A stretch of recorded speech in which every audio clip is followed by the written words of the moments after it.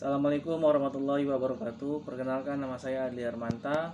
Saya akan mempresentasikan hasil kerja dari saya dengan judul analisis penyebab dan dampak rendahnya semangat kerja anggota tim reaksi cepat pada Badan Penanggulangan Bencana Daerah Kota Tanjung Pinang. Di sini ada pendahuluan, tinjauan pustaka, serta metodologi penelitian. Yang pertama ada pendahuluan. Pada zaman sekarang, berhasilnya suatu perusahaan dalam mencapai tujuan yang diharapkan tergantung kepada penerapan sumber daya manusia yang merupakan faktor paling berpengaruh bagi perusahaan.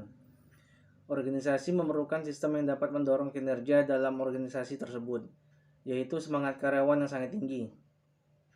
Karena dengan adanya semangat kerja yang tinggi, maka tujuan organisasi dapat tercapai sesuai yang diinginkan.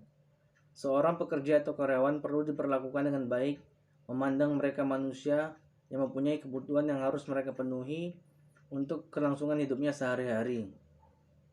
Sehingga karyawan pun dapat bekerja sesuai dengan harapan perusahaan. Tinggi rendahnya semangat kerja karyawan dalam suatu organisasi dapat diketahui dari prestasi kerjasama, kegiatan bekerja, serta hubungan harmonis. Seorang karyawan mempunyai semangat kerja yang tinggi, maka ia akan bekerja dengan baik dengan memberikan pelayanan yang tinggi. Maka konsumen atau masyarakat akan merasa puas. Sebaliknya, jika seorang karyawan mempunyai semangat kerja yang rendah, maka pekerjaan yang dilakukan kurang maksimal dan kualitas pelayanan yang diberikan rendah. Maka konsumen yang membutuhkan pelayanan akan merasa tidak puas. Di sini ada rumusan masalah.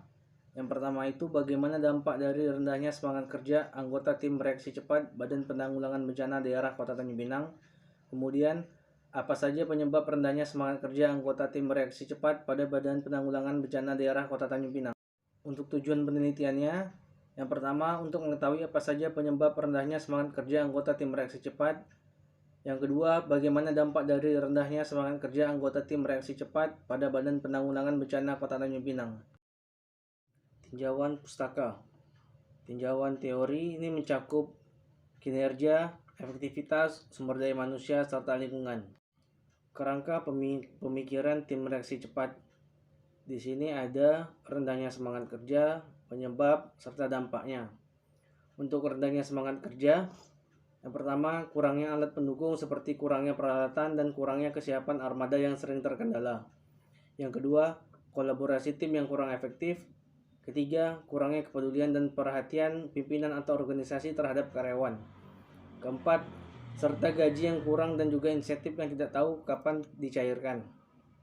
Penyebabnya, pekerjaan yang bermakna, kerjasama tim, kepedulian manajemen, serta imbalan.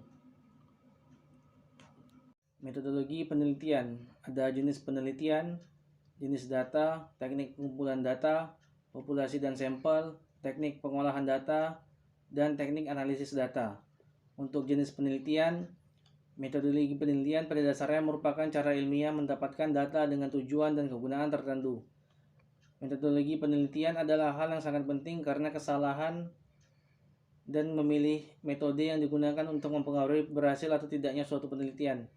Dalam penelitian ini, peneliti menggunakan jenis penelitian deskriptif dengan pendekatan kualitatif. Menurut Satori, Jam'an, dan Komaria tahun 2014, metodologi penelitian kualitatif adalah penelitian yang menekankan pada quality atau hal yang terpenting dari suatu barang dan jasa. Selanjutnya, jenis penelitian yang digunakan dalam penelitian ini adalah deskriptif, yaitu mendeskripsikan suatu objek, fenomena, atau setting sosial dalam suatu tulisan bersifat naratif.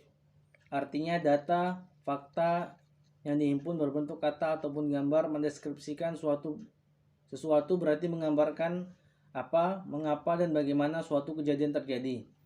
Kemudian untuk jenis data, adapun jenis data yang digunakan dalam penelitian ini adalah kualitatif.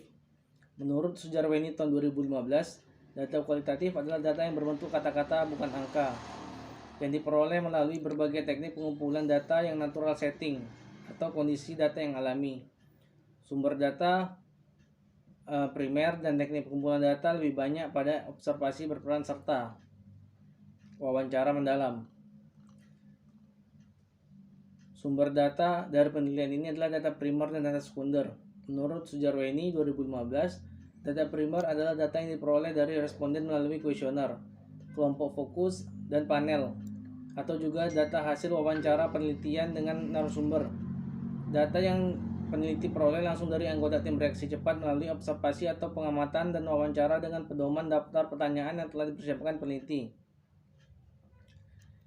Untuk teknik pengumpulan data, menurut Sutrisno Hadi tahun 1986, bahwa observasi merupakan suatu proses kompleks, suatu proses biologis dan psikologis. Dua di antara yang terpenting adalah proses-proses pengamatan dan ingatan. Teknik pengumpulan data dengan observasi digunakan bila peneliti berkenaan dengan melakukan proses kerja gejala-gejala alam dan bila responden yang diamati tidak terlalu besar.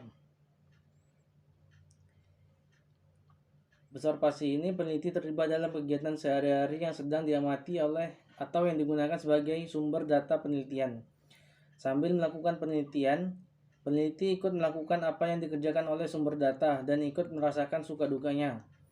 Dengan observasi partisipan ini, maka data yang diperoleh akan lebih lengkap, tajam, dan sampai mengetahui pada tingkat perilaku yang nampak. Dalam suatu perusahaan atau organisasi pemerintahan misalnya, peneliti dapat berperan sebagai karyawan. Ia dapat mengamati bagaimana perilaku karyawan yang dalam bekerja, bagaimana semangat kerjanya, bagaimana hubungan karyawan dengan supervisor dan pimpinan, keluhan dalam melaksanakan pekerjaan, dan lain-lain. Untuk wawancara, menurut Satori, Jam'an, dan Komaria tahun 2014, wawancara adalah suatu teknik pengumpulan data untuk mendapatkan informasi yang digali langsung dari sumber data melalui percakapan atau tanya jawab. Tujuan dari jenis ini adalah lebih mendalam mengetahui tentang faktor-faktor penyebab dan dampak rendahnya semangat kerja dan menemukan permasalahan secara lebih terbuka, di mana peneliti mewawancari anggota tim reaksi cepat, di mana anggota tim reaksi cepat ini adalah karyawan yang langsung turun di lapangan dan sering mendapatkan pekerjaan yang menantang. Narasumber akan diberikan pertanyaan-pertanyaan yang berfokus pada masalah yang sedang diteliti dengan diminta pendapat dan ide-idenya. Dalam melakukan wawancara, peneliti mendengarkan secara teliti dan mencatat apa yang dikemukakan informan. Kemudian untuk populasi dan sampel, populasi menurut Sugiono 2015 adalah wilayah generalisasi yang terdiri atas objek, subjek yang mempunyai kualitas dan karakteristik tertentu yang ditetapkan oleh peneliti untuk dipelajari dan kemudian ditarik kesimpulannya. Populasi dalam peneliti ini adalah seluruh anggota karyawan bagian tim reaksi cepat Badan Penanggulangan Bencana Daerah Kota Tanjung Pinang yang berjumlah 18 orang. Untuk sampel, dalam penelitian yang dilakukan di Badan Penanggulangan Bencana Daerah Kota Tanjung Pinang, khususnya anggota tim reaksi cepat, proses pengambilan sampel menggunakan teknik pengambilan sampel non-probability sampling. Teknik non-probability sampling adalah teknik pengambilan sampel yang tidak memberikan peluang atau kesempatan yang sama bagi setiap unsur atau anggota populasi untuk dipilih menjadi sampel. Dalam penelitian ini menggunakan teknik purposive sampling di mana pengambilan sampel sumber data dengan pertimbangan tertentu.